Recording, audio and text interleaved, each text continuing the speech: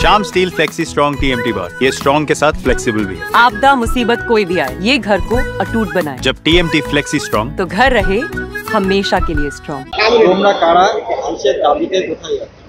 দেখুন, আমরা হচ্ছি স্টুডেন্টস ফ্রন্ট, যেটি ISF এর ছাত্র সংগঠন এবং শহীদ আনিস খানের তৈরি করা ছাত্র সংগঠন। আপনারা জানেন MAME মাইনরিটি অ্যাফেয়ার্স অ্যান্ড মাদ্রাসা এডুকেশনে প্রায় 5,600 কোটি টাকা বরাদ্দ করা হয়েছে, অথচ আমরা দেখছি পশ্চিমবঙ্গের মাদ্রাসা শিক্ষা ব্যবস্থা হাল একবারে বেহাল। দীর্ঘদিন ধরে নিয়োগ হচ্ছে না, মাদ্রাসাগুলো রক্ষণাবেক্ষণের অভাবে কার্যত বন্ধ হয়ে যাচ্ছে এবং আমরা একাধিক বিকল্প দাবি নিয়ে পশ্চিমবঙ্গ মাদ্রাসাগুলোর সার্বিক উন্নয়নের স্বার্থে আজ আমরা স্টুডেন্ট ফ্রন্টের পক্ষ থেকে মাদ্রাসা শিক্ষা চালানোর ডাক দিয়েছি।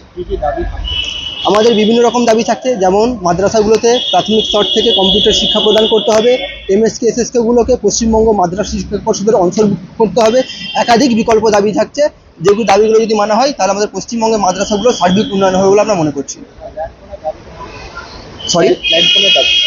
পশ্চিমবঙ্গ মাদ্রাসা শিক্ষা পর্ষদ, যেখানে প্রায় 5,600 কোটি টাকা বরাদ্দ করা হয়েছে, সেই মাদ্রাসা শিক্ষা পর্ষদের অফিসিয়াল ল্যান্ডলাইনটাও বিকল। এখান থেকেই বোঝা যাচ্ছে সংখ্যালঘু দরদি মুখ্যমন্ত্রী কীভাবে সংখ্যালঘুদের উন্নয়ন করছেন।